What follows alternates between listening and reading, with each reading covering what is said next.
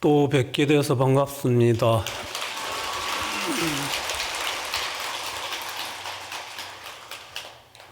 몸살들 안 하셨습니까? 아이고, 어제는 일요일이라서 그런지 너무 많으셔가지고 혹시 또 다치가 싶어 걱정도 되고. 다 괜찮으셨습니까?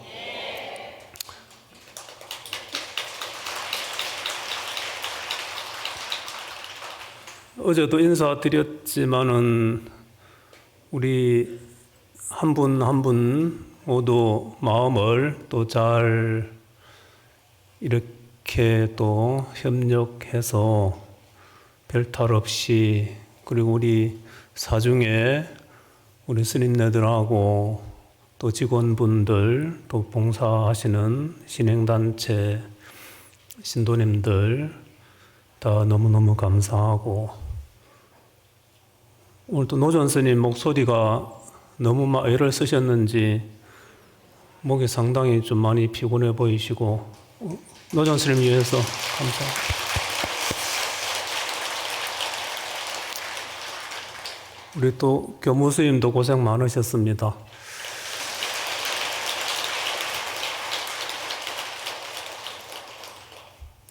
어제 뭘 많이 드시고 가셨어요? 예? 종종 스님 선물 많이 드셨습니까? 맛이 어떻던가요?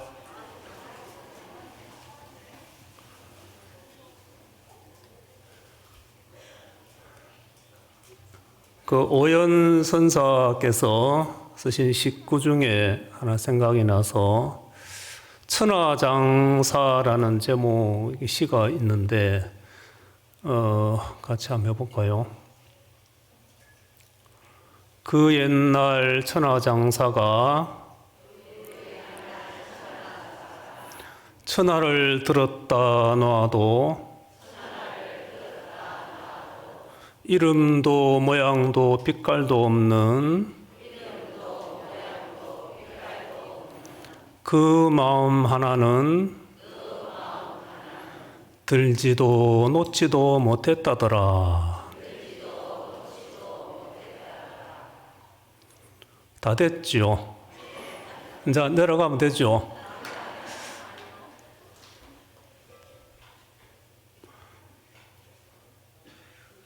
그 이름을 마음이라고 어쩔 수 없이 붙이는데 참 그게 뭘까요? 그죠? 온갖 안 되는 게 없고 못하는 게 없고,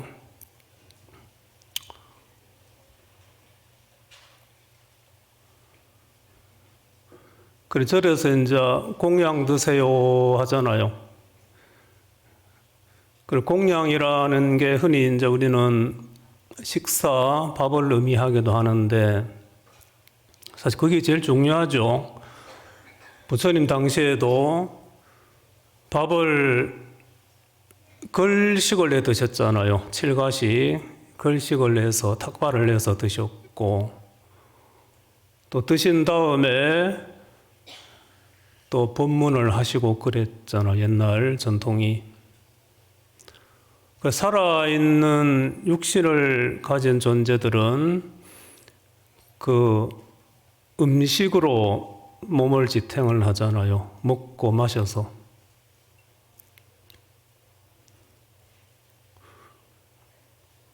그런데 이제 우리 오늘 이제 영가님들 다 이제 극락하셨네요. 저 영가님들은 육신도 없는데 뭘 드실까요? 어떻게 드실까? 아까 화엄경약창계를 독성하셨는데 천상세계 신들이나 불보살님들은 뭘 드실까? 우리가 공양을 올린다 많이 하잖아요. 그죠? 법당에 오면 공양을 올리고 하는데,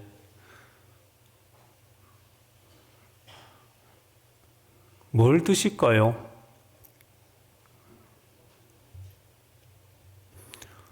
채식동물은 풀을 먹고, 육식동물은 또 고기를 먹고, 우리 사람과 같은 잡식은 또 다 먹고, 이 우주, 이 지구촌의 많은 생명들이 다 섭취하는 게 다 다르죠. 근데 공양이라는 게 많이 듣는데 공양이 뭘까요? 첫째, 우리는 이제 부처님께서 드시는 걸로 올리잖아. 그렇죠? 부처님께 드십시오 하고 막 요 단에 많이 올려놨죠.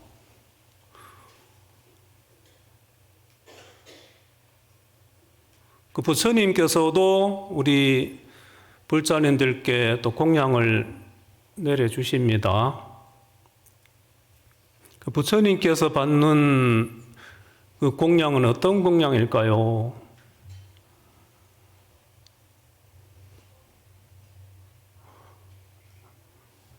그 어제 마음 많이 드셨잖아요. 그래서 이제 우리 육신을 가진 우리 이제 생명은 음식을 통해서 아까 살아간 먹고, 불보살님은 법식이라 그래요. 그죠? 법 진리를 드신다. 또 진리를 베풀어 주신다. 그래서 법공양이라 하잖아. 이제 생각나십니까? 법공양. 그 공양 중에는 뭐가 최고 수승하다? 옳지, 법공양이 제일 수승하죠.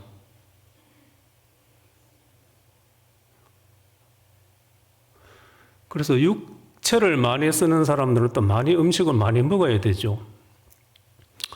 또 정신을 많이 쓰는 사람들은 음식을 많이 안 먹어도 또 유지를 하잖아요. 우리 스님들 같이 마음 공부하는 사람들은 우리 음식을 별로 안 들어도 이렇게 안 잡사도 하루에 한 끼만 드셔도 이렇게 지탱하시잖아요. 그분들은 법공양을 많이 하시겠죠. 그 일반 음식 공양이 더 좋을까요? 법공양이 좋을까요? 음식은 한 8시간 정도 되면 다 소화가 돼버리는데요. 아무리 많이 먹어도. 근데 이 법공양은 시간이 얼마나 갈까요? 예? 끝도 한정도 없겠죠. 그래서 아미타불을 무량수 무량광이라 하잖아요.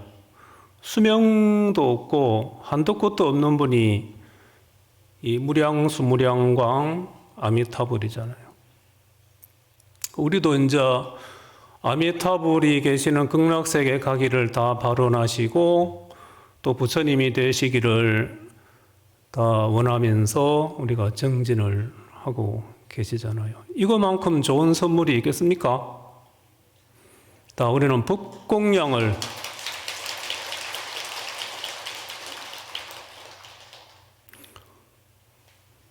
그래 이제 밥 시간 지났는데도 밥 못 먹었다고 불평 안 하시겠죠?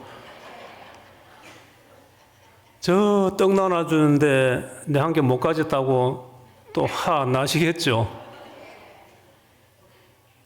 자, 대승보살은 뭐예요? 베풀어 주시는 분이라 그랬죠. 내가 가지기보다는 남에게 다른 사람의 이익을 위해서 베풀어 주시는 분이 바로 보살, 보리살타 보살이다. 잘 아시죠? 이제 내 자신이 그렇게 살면 됩니다. 이제 화엄 또 몇십 년 또 화엄경을 이게 청법을 하시고 한 달간 그렇게 어떻게 빠지지도 않으시고 그 매일 새벽같이 그렇게 오시는지 모르겠어요.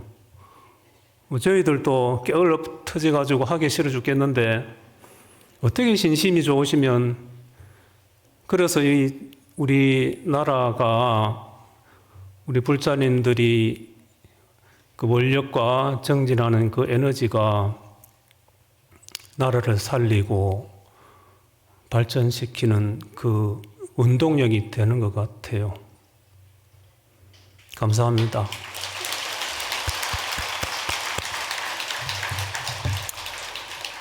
자, 오늘은 통도사 창건하신 분이 누구라 하셨죠?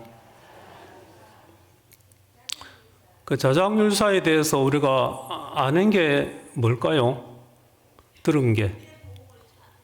보궁을 창건하셨고, 또, 뭐 대충 뭐 아는 거는 많은데, 그죠?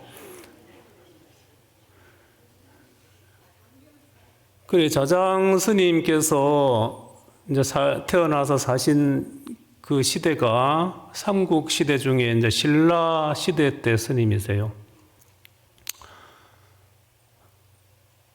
그때 임금이 누구셨습니까? 옳지. 자장 스님께서 활동하실 때 그때 임금이 선덕여왕이세요. 그 선덕여왕은 한 16년 동안 레왕에 계셨는데, 그때는 고구려 백제 신라가 막 싸우고 전쟁하는 막 그런 틈에 계셨습니다. 그 신라가 조금 이래 나라도 작고 좀 많이 침범을 당했었어요. 그 당시에 백제 왕이 이제 그 유명한 의자왕 들었죠? 그 의자왕이 어떤 분이에요? 뭐 삼천궁리만 생각나죠. 그 나중에 이제 그렇게 됐고, 의자왕이 굉장히 정치를 잘해서 그때 아주 그 백제가 아주 강성했어요. 그 의자왕이 신라를 쳐들어와 가지고 40여 개 성을 다 뺏었답니다.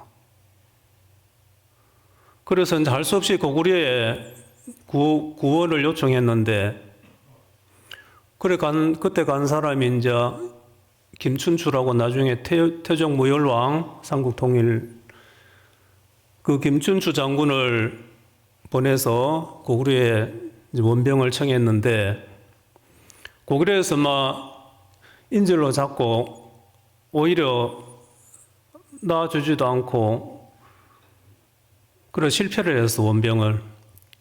그래 이제 김유신 장군이 군사를 이끌고 가서 고구려에 쳐들어가가지고 그래 이제 찾아왔어요.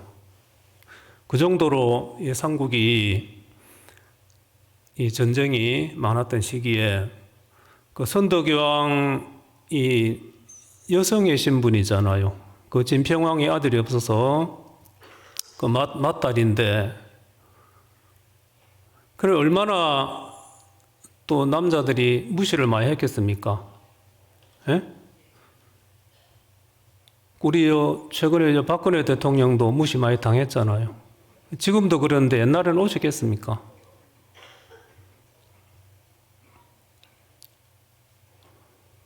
그래 그때 중국에 또 신라에도 불교가 흥해서 또 자장 스님께서 중국 당 태종한테 또 이제 청을 받아서 중국에 가시게 돼요. 한 7년 이상, 한 11년 이렇게 가 계시게 되는데, 원체 이제 신라가 나라가 위태위태하니까 그 당에 가신 자장 스님을 다시 이제 불러드립니다.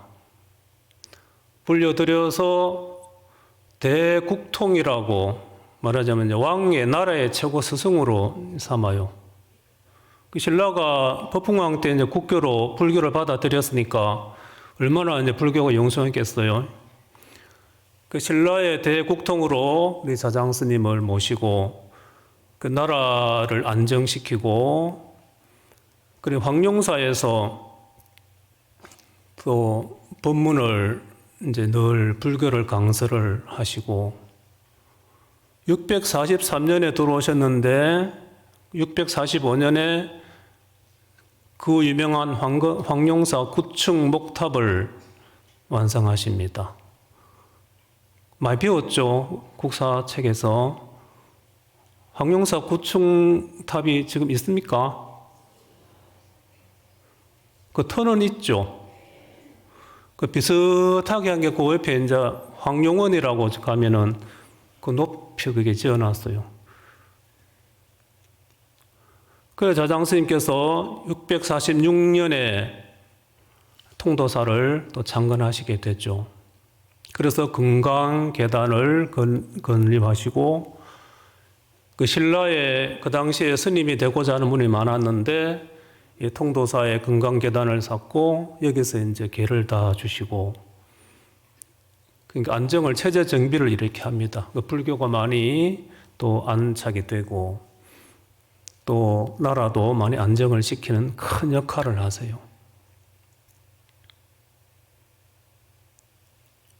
그래서 우리가 흔히 화엄경이라면 어느 스님이 제일 많이 등장하십니까? 화엄경에는 그 의상대사가 많이 등장해요. 의상대사가 나중에 중국에 가서 지엄선사 밑에서 화엄경을 연찬하시고, 우리나라에 들어와서 화엄경을 많이 이제 부석사도 의상대사가 창건하셨어요. 그게 화엄도량입니다. 거기서 화엄경을 강설하시고, 지금은 의상대사가 화엄경의 초조로 우리가 모시고 있지만은, 자장 스님은 의상대사보다 한참 전의 스님이십니다. 자장 스님께서 우리나라에 돌아와서 황룡사에서 인왕경을 위시해서 또 화엄경도 강설하시고, 그래서 화엄의 그 원초전은 사실은 우리 자장 스님이세요. 우리 몰라서 그렇지. 이게 삼국사기 삼국유사에 나옵니다.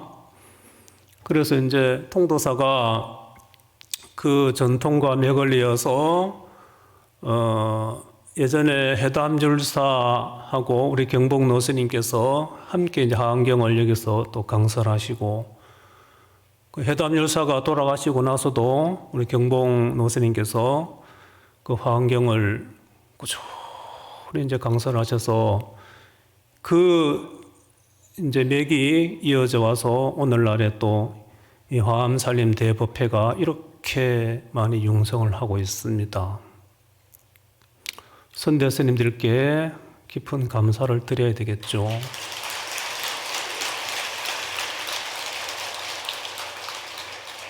그래서 이제 어제 이하 스님께서도 말씀하셨듯이 우리나라에 수많은 절이 있고 중국, 일본도 또 절이 많지만은 이 많은 대중이 한 달이라는 기간 집중적으로 화엄경을 강설을 하고 이 배우는 이 법회가 딴 데는 없어요. 있던가요? 그래서 이 형식적인 법회 형식이 중요한 것이 아니고 살아있는 우리가 경전을 배우고 우리가 마음 수행을 하고 또 삶에 힘을 키우는 이 살아있는 법회가 바로 화엄살림 대법회예요. 얼마나 소중하고 감사한 일이겠습니까?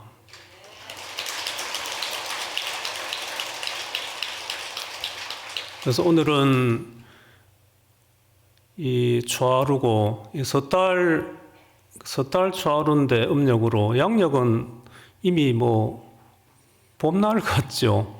내일이 대안인가? 내일 지나면 이제 얼어 죽을 놈 없죠.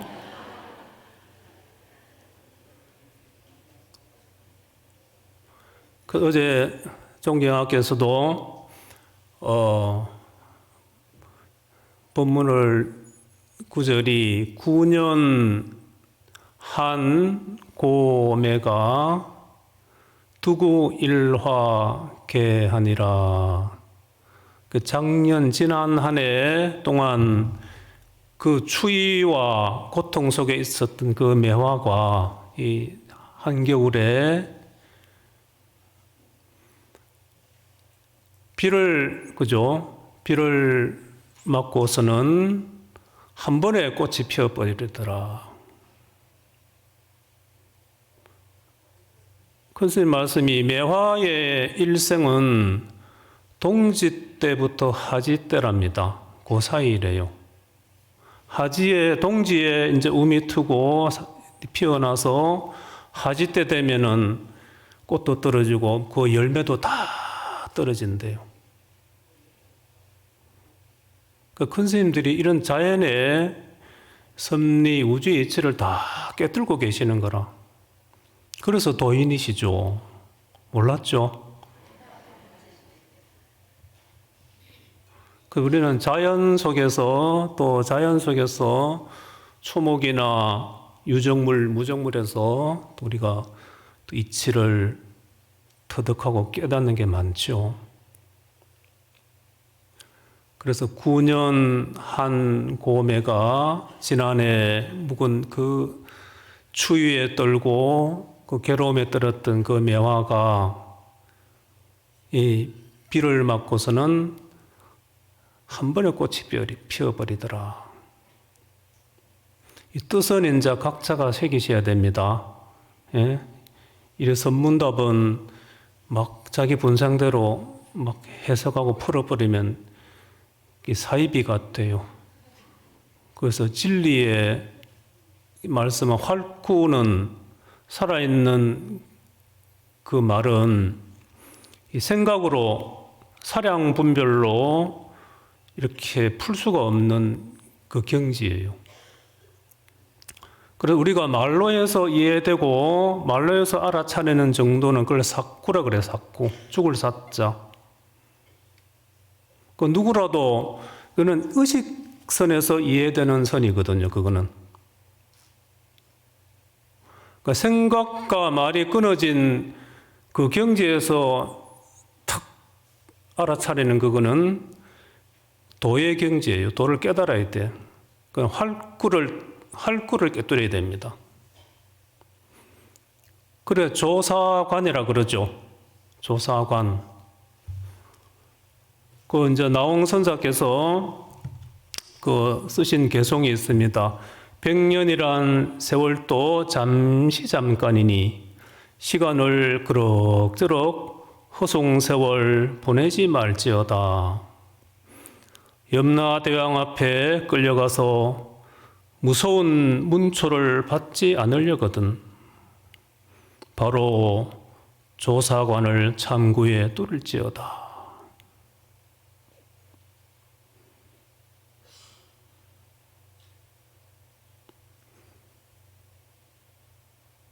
회통을 하셔야 됩니다. 자, 우리가 이 금생에 사람 몸이 받은 게 우리 각자 자기 자신을 한번 이래 돌아보십시오. 참 미묘하시죠? 희한하지 않습니까? 어떻게 이래 내라는 이 존재가 어떻게 이렇게 살아가는 이 온통 신통묘용을 다 쓰면서도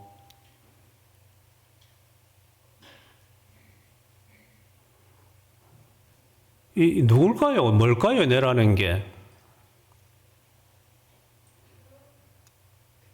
어디서 오셨습니까?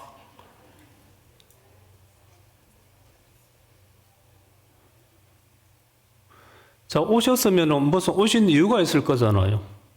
왜 오셨어요? 통도사 오시려고?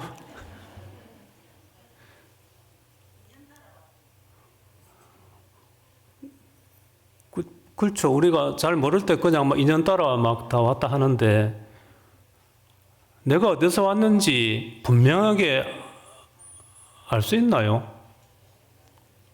이 의식의 세계에서 생각의 세계로 아무리 찾고 따져봐도 그걸 알 수 있겠습니까?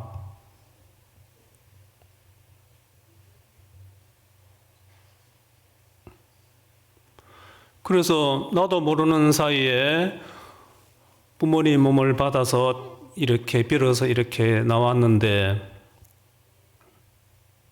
내가 어떻게 태어난 순간부터 살아온 그 매 순간순간을 다 기억하시나요?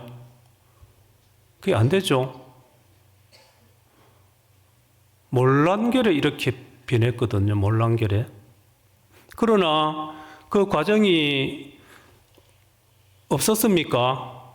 분명하게 그 순간순간이 그대로 다 우리가 살아왔는데 그걸 다 알 수가 없거든요. 근데 뭘 안다 하겠어요? 뭘 안다고 큰 소리 칠 게 있습니까? 내가 내 자신도 모르는데.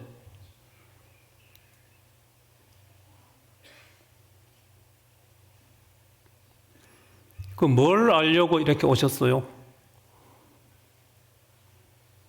뭘 아시려고 이 화엄경 한 달 동안 이렇게 공부를 하셨습니까?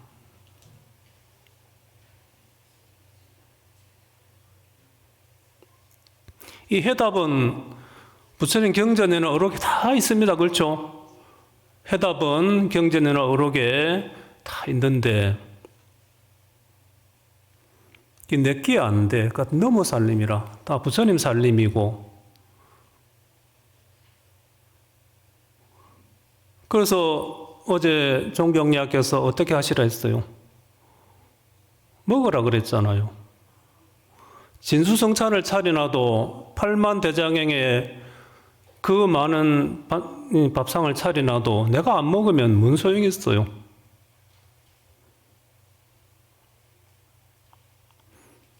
내 것으로 만들어야 돼. 그렇죠? 진리도 이 마음도 다 내 것으로 만들어야 됩니다. 내가 누군지 알아야 돼요. 내라 하면서 내라 내내 하시잖아요. 내 거. 근데 그거 내가 누구예요?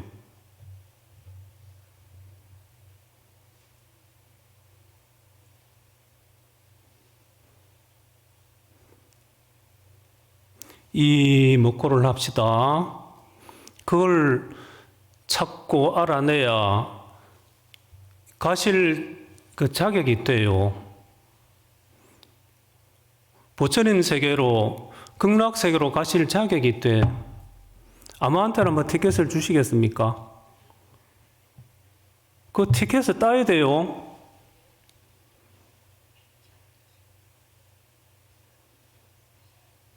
극락 못 가면은 또 윤회의 세계에 또 들어가요. 육도 윤회. 그는 업이 내가 살아온 그 업의 힘에 꺼달려서 또 나도 모르게 육도에 또 윤회하게 되거든요. 자, 굉장히 좋은 기회입니다. 내가 내를 확 알아차려버리면은 모든 게 해결이 안 될 게 없어요. 근심, 걱정, 괴로움이 있을 게 없거든요.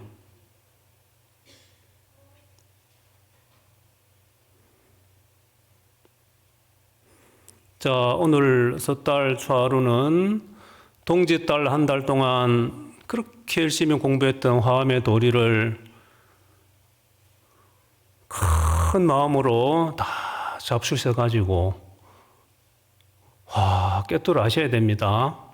그래서 내 삶이 내라는 존재가 하찮은 존재가 아니고 내가 바로 부처님이 될 자격이 있는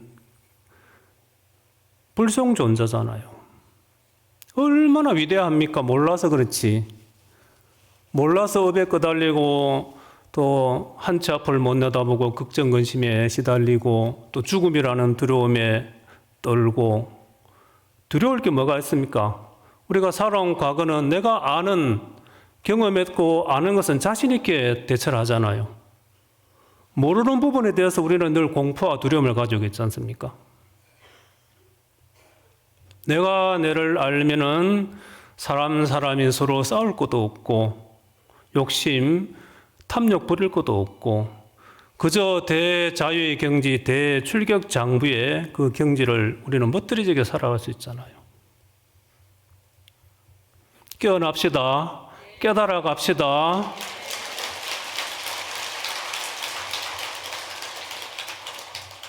그래서 이 좋은 인연, 부처님 법을 만난 이 귀중한 인연을 우리가 서로 부처님 되십시오 하고 이제 격려하고 이렇게 해서 모든 분들이 괴로움에서 벗어난 대도인이 되시고 대부처님이 되시기를 함께 발언하고 축원드립시다.